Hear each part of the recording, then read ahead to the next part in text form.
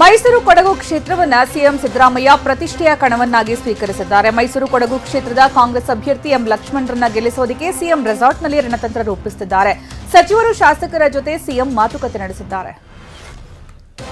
ಲೋಕಸಭೆ ಕಣದಲ್ಲಿ ಜೆಡಿಎಸ್ ಅಭ್ಯರ್ಥಿ ಆಯ್ಕೆ ಕಗ್ಗಂಟಾಗಿದೆ. ಮಂಡ್ಯ ಹಾಗೂ ಕೋಲಾರದಲ್ಲಿ ಯಾರನ್ನ ಹುರಿಯಾಳಾಗಿಸಬೇಕೆಂಬುದಕ್ಕೆ ಇನ್ನೂ ಉತ್ತರವೇ ಸಿಕ್ಕಿಲ್ಲ. ಈ ಹಿನ್ನೆಲೆಯಲ್ಲಿ ಎಚ್ಡಿ ಕುಮಾರಸ್ವಾಮಿ ನಿವಾಸದಲ್ಲಿಂದು ಹೈ ವೋಲ್ಟೇಜ್ ಮೀಟಿಂಗ್ ನಡೆಯಲಿದೆ. ಈ ಮೀಟಿಂಗ್ನ ಬಳಿಕ ಎರಡೂ ಕ್ಷೇತ್ರಗಳ ಅಭ್ಯರ್ಥಿಗಳು ಫೈನಲ್ ಆಗುವ ಸಾಧ್ಯತೆ ಇದೆ.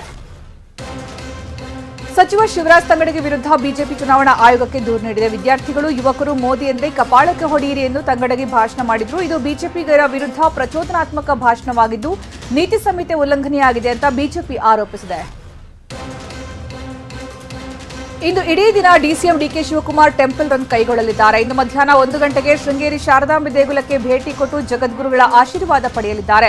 ನಂತರ ಧರ್ಮಸ್ಥಳ, ಸುಬ್ರಹ್ಮಣ್ಯ, ಕೊಲ್ಲೂರು, ಮೂಕಾಂಬಿಕೆ ದೇವಸ್ಥಾನಗಳಿಗೆ ಭೇಟಿ ಕೊಡಲಿದ್ದಾರೆ.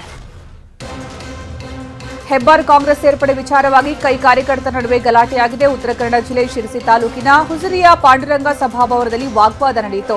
ಲೋಕಸಭಾ ಚುನಾವಣೆ ಹಿನ್ನೆಲೆಯಲ್ಲಿ ಜಿಲ್ಲಾ ಮಟ್ಟದ ಕಾರ್ಯಕರ್ತರ ಸಭೆ ಕರೆಯಲಾಗಿತ್ತು. ಈ ವೇಳೆ ಶಿವರಾಮ್ ಹೆಬ್ಬಾರ್ ಪರ ಹಾಗೂ ವಿರೋಧಿ ಬಣಗಳ ನಡುವೆ ವಾಗ್ವಾದ ನಡೆಯಿತು. ದಾವಣಗೆರೆಯಲ್ಲಿ ಗಾಯತ್ರಿ ಸಿದ್ದೇಶ್ವರಿಗೆ ಟಿಕೆಟ್ ನೀಡಿದ್ದಕ್ಕೆ ವಿರೋಧ ವ್ಯಕ್ತವಾಗಿದೆ. ಹೀಗಾಗಿ ಬೆಂಗಳೂರಿನ ಬಿಜೆಪಿ ಕಚೇರಿಯಲ್ಲಿ ದಾವಣಗೆರೆ ಮುಖಂಡರ ಜೊತೆಗೆ ಬಿವೈ ವಿಜೇಂದ್ರ ಸಭೆ ನಡೆಸಿ ಸಂಧಾನಕ್ಕೆ ಪ್ರಯತ್ನಿಸಿದ್ದಾರೆ. ಜಗಳೂರು ರಾಮಚಂದ್ರ ಮತ್ತು ಇನ್ನಿತರರು ಭಾಗಿಯಾಗಿದ್ದರು. ಎಂಪಿ ರೇಣುಕಾಚಾರ್ಯ, ರವೀಂದ್ರನಾಥ್ ಗೈರಾಗಿದ್ದರು. ಮುರುಗೇಶ್ ನಿರಾಣಿ, ಜಿಎಂ ಸಿದ್ದೇಶ್ವರ್ ಜೊತೆಗೂ ವಿಜೇಂದ್ರ ಚರ್ಚೆ ನಡೆಸಿದ್ದಾರೆ. ಉತ್ತರ ಕನ್ನಡದ ಬಿಜೆಪಿ ಟಿಕೆಟ್ ವಿಶ್ವೇಶ್ವರ ಹೆಗಡೆ ಕಾಗೇರಿಗೆ ಸಿಕ್ಕ ಬೆನ್ನಲ್ಲೇ ಸಂಸದ ಅನಂತಕುಮಾರ್ ಹೆಗಡೆ ಬೆಂಬಲಿಗರು ಮುನಿಸಿಕೊಂಡಿದ್ದಾರೆ. ಕಾಗೇರಿ ಮುಸ್ಲಿಂ ಟೋಪಿ ಧರಿಸಿದ್ದ 10 ವರ್ಷಗಳ ಹಿಂದಿನ ಫೋಟೋ ಸೋಷಿಯಲ್ ಮೀಡಿಯಾದಲ್ಲಿ ವೈರಲ್ ಆಗಿದೆ. 2013ರಲ್ಲಿ ಶಿರಸಿಯ ಕಸ್ತೂರ್ಬಾ ನಗರದಲ್ಲಿ ಆಯೋಜಿಸಿದ್ದ ಇಫ್ತಾರ್ ಕೂಟದಲ್ಲಿ ಕಾಗೇರಿ ಮುಸ್ಲಿಂ ಟೋಪಿ ಧರಿಸಿದ್ರು. ಬಂಡಾಯ ಅಭ್ಯರ್ಥಿಯಾಗಿ ಸ್ಪರ್ಧಿಸಿರುವ ಕೆಎಸ್ ಈಶ್ವರಪ್ಪ ನಿನ್ನೆ ಚಿಕ್ಕಮಗಳೂರು ಜಿಲ್ಲೆಯ ಎನ್ಆರ್ಪುರ ತಾಲೂಕು ಬಾಳೆಹೊನ್ನೂರು ರಂಭಾಪುರಿ ಪೀಠಕ್ಕೆ ಭೇಟಿ ನೀಡಿದರು. ವೀರ ಸೋಮೇಶ್ವರ ಜಗದ್ಗುರುಗಳ ಜೊತೆ ರಹಸ್ಯವಾಗಿ ಮಾತುಕತೆ ನಡೆಸಿದ್ದಾರೆ. ಬಳಿಕ ಮಾತನಾಡಿದ ಈಶ್ವರಪ್ಪ, ನಾನು ಯಾವುದೇ ಸಂಧಾನವನ್ನ ಒಪ್ಪಲ್ಲ ಅಂದರು.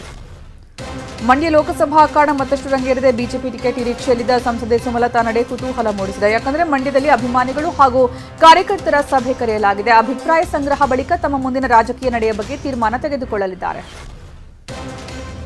ಸುಮಲತಾರಿಗೆ ಉತ್ತಮ ಭವಿಷ್ಯ ಇದೆ, ತಾಳ್ಮೆಯಿಂದ ಇರಬೇಕು ಅಂತ ಬೆಂಗಳೂರಲ್ಲಿ ಸುಮಲತಾ ಬೆಂಬಲಿಗ ಸಚ್ಚಿದಾನಂದ ಹೇಳಿದ್ದಾರೆ. ಸುಮಲತಾ ಜೊತೆಗೆ ನಮ್ಮ ರಾಷ್ಟ್ರೀಯ ನಾಯಕರು ಸಂಪರ್ಕದಲ್ಲಿದ್ದಾರೆ. ನಾಳೆ ಮಂಡ್ಯದಲ್ಲಿ ಬಿವೈ ವಿಜೇಂದ್ರ ಸಭೆ ಕರೆದಿದ್ದಾರೆ. ಎಲ್ಲಾ ವಿಚಾರಗಳು ಚರ್ಚೆಗೆ ಬರಲಿವೆ ಅಂತ ಹೇಳಿದ್ದಾರೆ. ಎಸ್ಎಸ್ಎಲ್ಸಿ ಪರೀಕ್ಷೆ ಬರೆಯುವಾಗ ಅಸ್ವಸ್ಥಗೊಂಡಿದ್ದ ವಿದ್ಯಾರ್ಥಿ ಸಾವನ್ನಪ್ಪಿದ್ದಾನೆ. ನಿನ್ನೆ ತುಮಕೂರಿನ ತುರುವೇಕೆರೆಯ ಸರಸ್ವತಿ ಬಾಲಕರ ಪ್ರೌಢಶಾಲಾ ಕೇಂದ್ರಕ್ಕೆ ಪರೀಕ್ಷೆ ಬರೆಯುವುದಕ್ಕೆ ಮೋಹನ್ ಬಂದಿದ್ದ. ಪರೀಕ್ಷೆ ಬರೆಯುವಾಗ ಅಸ್ವಸ್ಥಗೊಂಡಿದ್ದಾನೆ. ಕೂಡಲೇ ಆಸ್ಪತ್ರೆಗೆ ಸಾಗಿಸಲಾಯಿತಾದರೂ ಕೂಡ ಮಾರ್ಗ ಮಧ್ಯೆ ಮೋಹನ್ ಕುಮಾರ್ ಮೃತಪಟ್ಟಿದ್ದಾನೆ. ಕ್ಷುಲ್ಲಕ ಕಾರಣಕ್ಕೆ ಅತ್ತಿಗೆಯನ್ನೇ ಮೈದುನ ಹತ್ಯೆಗೈದಿದ್ದಾನೆ. ಬೆಂಗಳೂರು ನಗರ ಜಿಲ್ಲೆ ಆನೇಕಲ್ ತಾಲೂಕಿನ ಸಿಂಗಸಂದ್ರದಲ್ಲಿ ಘಟನೆ ನಡೆದಿದೆ. ಬಿಹಾರ ಮೂಲದ ಗುಡಿಯಾ ಬೇಬಿ ಮೊಬೈಲ್ಗಾಗಿ ತಂಗಿ ಗೀತಾ ಕುಮಾರಿ ಜೊತೆ ಜಗಳ ಮಾಡ್ತಾ ಇದ್ಲು. ಈ ವೇಳೆ ಗೀತಾ ಗಂಡ ರಾಜೇಶ್ ನನ್ನ ಗುಡಿಯಾ ಬೇಬಿ ನಿಂದಿಸಿದ್ದಾಳೆ. ಆ ಸಿಟ್ಟಿನಲ್ಲಿ ಅತ್ತಿಗೆ ಮೇಲೆ ದೊಣ್ಣೆಯಿಂದ ಥಳಿಸಿ ಹತ್ಯೆ ಮಾಡಿದ್ದೀನಿ ಎಂದಿದ್ದಾನೆ. ರೈತನಿಂದ 80,000 ಲಂಚ ಸ್ವೀಕರಿಸುವಾಗ ಭೂಮಾಪಕ ಲೋಕಾಯುಕ್ತ ಬಲೆಗೆ ಬಿದ್ದಿದ್ದಾರೆ. ಇನ್ನು ಬೆಂಗಳೂರು ಗ್ರಾಮಾಂತರ ಜಿಲ್ಲೆ ದೊಡ್ಡಬಳ್ಳಾಪುರ ತಾಲೂಕು ಕಚೇರಿ ಮೇಲೆ ನಿನ್ನೆ ದಾಳಿ ನಡೆಸಲಾಗಿತ್ತು. ಈ ವೇಳೆ ಭೂಮಾಪಕ ವೀರಣ್ಣ 3 ಎಕರೆ ಜಮೀನು ಪೋಡಿ ಮಾಡಿಕೊಡೋದಕ್ಕೆ ರೈತ ನಂದೀಶ್ರಿಂದ 80,000 ರೂಪಾಯಿ ಸ್ವೀಕರಿಸುವಾಗ ಅರೆಸ್ಟ್ ಆಗಿದ್ದಾರೆ. ಎಸ್ಎಸ್ಎಲ್ಸಿ ಪರೀಕ್ಷೆಯಲ್ಲಿ ನಕಲು ಮಾಡಲು ಸಹಕರಿಸಿದ ಶಿಕ್ಷಕರನ್ನು ಅಮಾನತು ಮಾಡಲಾಗಿದೆ. ಯಾದಗಿರಿ ಜಿಲ್ಲೆಯ ಘಟನೆ ನಡೆದಿದ್ದು, ಹುಣಸಗಿ ಪರೀಕ್ಷಾ ಕೇಂದ್ರದ ಮೇಲ್ವಿಚಾರಕ ಸಾಹೇಬ್ ಗೌಡ ಹಾಗೂ ಸುರಪುರ ಪರೀಕ್ಷಾ ಕೇಂದ್ರದ ಮೇಲ್ವಿಚಾರಕ ಹನುಮಂತರಾಯನನ್ನು ಅಮಾನತುಗೊಳಿಸಲಾಗಿದೆ. ಗದಗ ಜಿಲ್ಲೆಯ ಲಕ್ಷ್ಮೇಶ್ವರ ತಾಲೂಕಿನ ರಾಮಗಿರಿ ಚೆಕ್ಪೋಸ್ಟ್ನಲ್ಲಿ ಕಂತೆ ಹಣ ಸಿಕ್ಕಿದೆ.